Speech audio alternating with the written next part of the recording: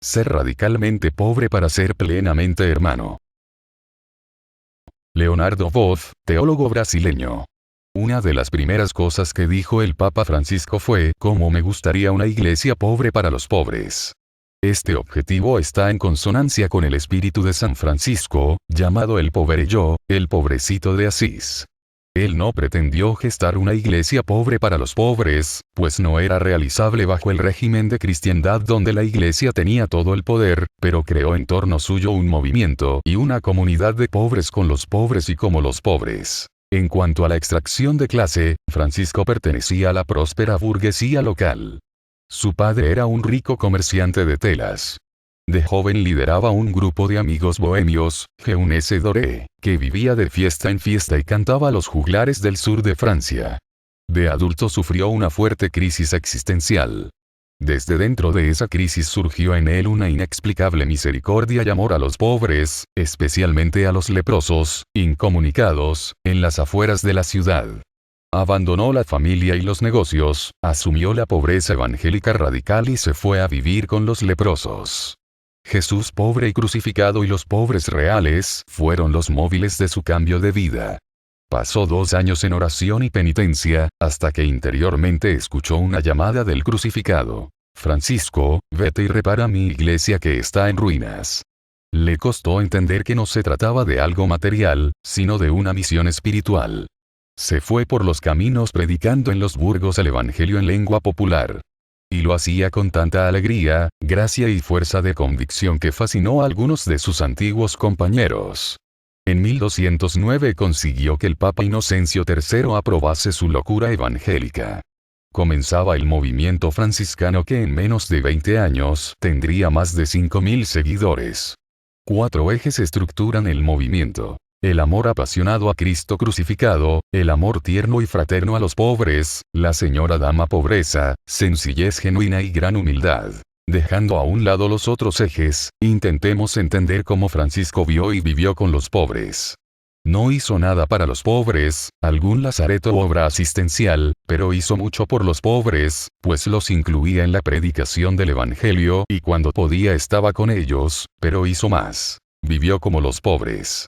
Asumió su vida, sus costumbres, los besaba, limpiaba sus heridas y comía con ellos. Se hizo un pobre entre los pobres. Y si encontraba a alguien más pobre que él, le daba parte de su ropa para ser realmente el más pobre de los pobres. La pobreza no consiste en no tener, sino en la capacidad de dar y volver a dar hasta expropiarse de todo. No es un camino ascético, sino la mediación para una excelencia incomparable. La identificación con Cristo pobre y con los pobres con los cuales estableció una relación de fraternidad. Francisco había intuido que las posesiones se interponen entre las personas, impidiendo que se miren a los ojos y que el corazón hable al corazón. Los intereses son lo que se encuentra entre las personas y lo que crea obstáculos a la fraternidad. La pobreza es el esfuerzo continuo para eliminar las posesiones e intereses de cualquier tipo para que de ahí resulte la fraternidad verdadera. Ser radicalmente pobre para ser plenamente hermano, este es el proyecto de Francisco, de ahí la importancia de la pobreza radical. Cierto es que la pobreza así de extrema era pesada y dura. Nadie vive solo de mística. La existencia en el cuerpo y el mundo plantea demandas que no pueden ser falsificadas.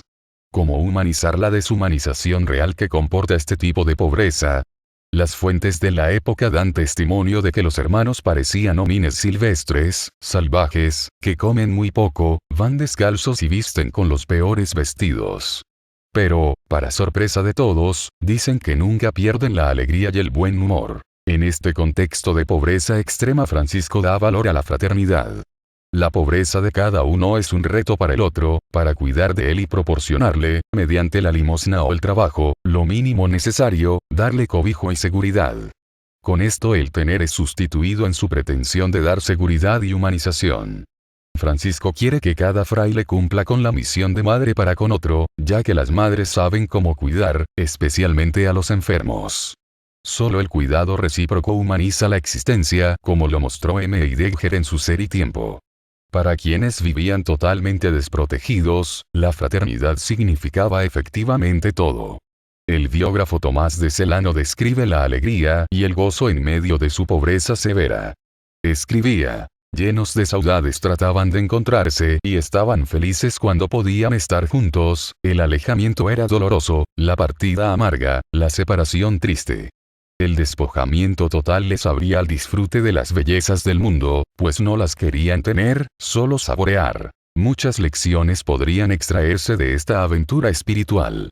Quedémonos con una. Para Francisco, las relaciones humanas deben construirse siempre a partir de los que no son y no tienen la visión de los poderosos. Deben ser abrazados como hermanos. Solo una fraternidad que viene desde abajo y desde ahí engloba a todos los demás, es verdaderamente humana y tiene sostenibilidad. La Iglesia, tal como la tenemos hoy, nunca será como los pobres. Pero puede ser para y con los pobres, como la sueña el Papa Francisco. Reflexión de Leonardo Boff, teólogo de la liberación.